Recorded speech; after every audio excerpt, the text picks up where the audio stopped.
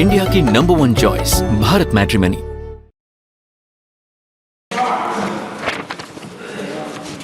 आदरणीय सभापति जी, एक तरफ ये दृश्य है और दूसरी तरफ हमारे सदानंद जी मास्टर का दृश्य है।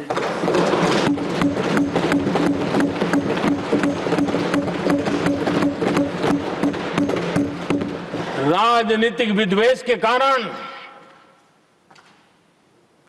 उनके दोनों पैर काट दिए गए। भरी जवानी में दोनों पैर काट दिए। कटे हुए पैर से जिंदगी गुजार रहे हैं, लेकिन संस्कार इतने ऊंचे हैं कि वाणी में भी अपशब्द नहीं निकलता है, बर्तन में भी कटुता नजर नहीं आता। गर्व होता है। और कल जब उनका पहला भाषण हो रहा था सदन में और उन्होंने जब अपने बेंच पर आपसे इजाजत लेकर के अपने कटे हुए पैर के लिए वो जिस लीम का उपयोग करते हैं, आर्टिफिशियल लीम का, उन्होंने जब रखा, वो दृश्य देश के लिए पीड़ादायक था कि इस देश में ऐसा ही बंधारण की बातें करने वाले इंडिया अलायंस के लोग, और ये इंडिया अलायंस पूरा जिम्मेवार है इसके लिए, वैचारिक असहमति के कारण एक नौजवान के, और वो भी एक टीचर, शिक्षक के प्रति गर्व से, आदर से देखा जाता है, उसके पैर काट दे, लेकिन उनको कोई खेद नहीं है, उनको कोई दर्द नहीं है। लेकिन मैं मास्टर सदानंद जी को हृदय से अभिनंदन करता हूं कि उन्होंने जिस प्रकार से इतनी भयानक हमले के बाद भी देश की सेवा का अपना व्रत जारी रखा और आज देश की नीति निर्धारण में अंदर अपना योगदान दे रहे हैं। ये गर्व की बात है। और ऐसे लोगों के सहारे हम राजनीति में जीते हैं, काम करते हैं, देश के लिए जीने मरने की प्रेरणा मिलती है। ये संस्कार हमें पाए हैं ऐसे लक्षावधि कार्यकर्ताओं के तब से पाए हुए हैं। आदरणीय सभापति जी,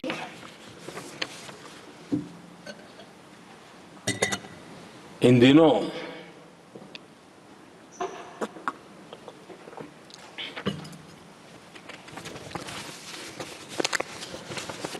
और वैसे कांग्रेस के हमारे साथियों का मुझ पर जरा विशेष प्रेम है, वो स्पेशल प्रेम है। और जब मैं जिम्मेवारी जो मिली है उसके तहत, और जिम्मेवारी न मिलती तो भी देश के लिए जीना तुमने सीखा है। हम विकसित भारत की जमीन मजबूत कर रहे हैं, उसको एक ताकत दे रहे हैं। एक तरफ देश के युवाओं के लिए मजबूत जमीन तैयार कर रहा हूं, तो कांग्रेस मोदी की कब्र खोदने के कार्यक्रम करवा रही है। और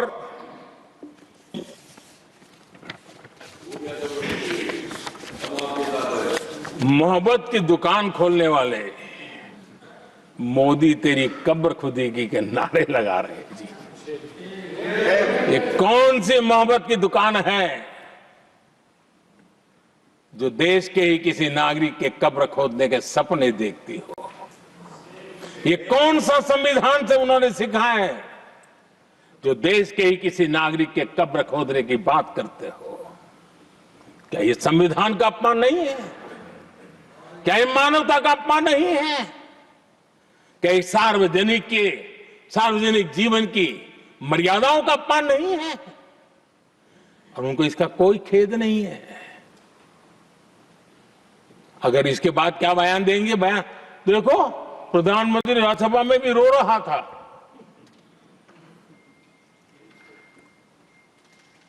किस प्रकार के संस्कार और वृत्तियों से पले बड़े लोग हैं ये। आदरणीय सभापति जी, मेरे लिए कोई अनुभव मेरा बहुत पुराना है। 2002 से जब वे विपक्ष में थे तब से, और 2004 से जब वो सत्ता में आए तब से, और 2014 से मैं जब यहां आया तब से, पिछले 25 साल से संसद का एक भी सत्र ऐसा नहीं गया, मोदी संसद का सदस्य नहीं था, एक भी सत्र ऐसा नहीं गया जिसमें इस सदन के अंदर मोदी को गाली देने का काम न किया हो इन लोगों ने। 25 साल। और मुझे किसी ने पूछा था, मोदी जी आपके स्वास्थ्य का क्या राज है? मैंने कहा मैं डेली 2 किलो गाली खाता हूं।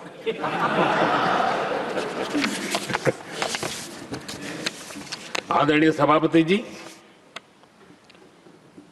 ये मोदी की कब्र क्यों खोदना चाहते हैं?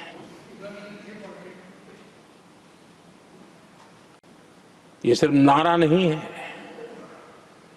ये इनके भीतर पड़ी हुई नफरत का प्रतिबिंब है, इसकी अभिव्यक्ति है। और वे इसलिए हैं, हमने 370 की दीवार गिरा दी, इसलिए वो मोदी की कब्र खोदना चाहते। हमने नॉर्थ ईस्ट में बम बंदूक और आतंक का जो छाया बना रहता था, नॉर्थ ईस्ट में शांति और विकास का राह अपनाई, इसलिए वो मोदी की कब्र खोदने पर सोच रहे हैं। पाकिस्तानी आतंकियों को घर में घुस करके जवाब देते हैं, इसलिए मोदी की कब्र खोदने की बात करते हैं। ऑपरेशन सिंदूर करते हैं, इसकी उनको परेशानी होती है और इसलिए वो मोदी की कब्र खोदते हैं। माओवादी आतंक से देश को मुक्ति दिलाने के लिए साहसपूर्ण कदम उठा रहे हैं, इसलिए मोदी की कब्र खोदती है आपको। हमने, नेहरू जी ने देश के साथ बहुत बड़ा अन्याय किया था, सिंधु जल समझौता करके। उस सिंधु जल समझौते को हमने एबेंस में डाल दिया। क्या इसलिए आप मोदी की कब्र खोदने के नारे लगा रहे हो? आदरणीय सभापति जी, कांग्रेस की परेशानी कुछ और है। ये पचा नहीं पा रहे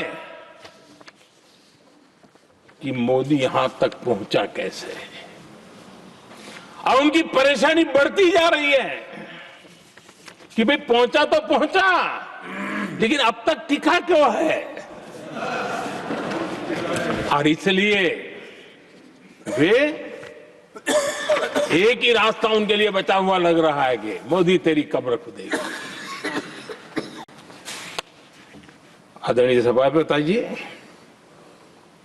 ये तो मान करके बैठे थे, उनका लोकतंत्र, संविधान का कोई लेना देना नहीं। उनको तो लगता है कि प्रधानमंत्री पद उनके परिवार की जागीर है, उस पर कोई और बैठ नहीं सकता। ये जो उनके भीतर में नफरत पड़ी हुई है ना, मोहब्बत की दुकान में जो आग भरी पड़ी हुई है ना, उसका परिणाम है। और इसीलिए कोई क्यों बैठा, हमारा पैतृक अधिकार था, इसलिए मोदी की कब्र खोदने का नारा लेकर के वो चल रहे हैं। आदरणीय सभापति जी, कांग्रेस के शाही परिवार को देश ने दशकों तक अवसर दिया है, ऐसा नहीं है। देश ने आपके लिए भी अपना भविष्य दांव पे लगाया था, लेकिन आपने गरीबी हटाओ के नारे लगाए, गुमराह किया। लाल किले पर से कांग्रेस के एक भी प्रधानमंत्री के भाषण में गरीबी हटाने की बात ना आई हो, ऐसा नहीं हुआ है। लेकिन किसी भी प्रधानमंत्री ने गरीबी हटाने के लिए क्या किया, वो एक बार भी नहीं आया। वो नारे से अधिक कुछ नहीं था उनका। और मोदी ने रास्ता अपनाया गरीब को एम्पावर करने का, गरीब को सशक्त करने का। और मेरे देश के गरीबों को मैं सलाम करता हूं। उन्होंने देश की योजनाओं को समझा, स्वीकारा और अपने सामर्थ्य को बढ़ाने के लिए प्रयास किया। मैं देश के गरीबों का गौरवगान करता हूं कि हमारी नीतियों पर भरोसा करके, हमारी नीयत पर भरोसा करके उन्होंने भी अपने आप को खपाने के लिए कोई कमी नहीं रखी। और 25 करोड़ मेरे गरीब परिवार के भाइयों ने गरीबी को परास्त किया और खुद गरीबी से बाहर आए हैं। मैं उनको सलाम करता हूं। मेरे 25 करोड़ देशवासी जो निराशा में पड़े हुए थे, दूर एक आशा की किरण दिखाई दी, उठ खड़े हुए और आज हमारे साथ चल पड़े। इंडिया की नंबर 1 चॉइस भारत मैट्रिमनी।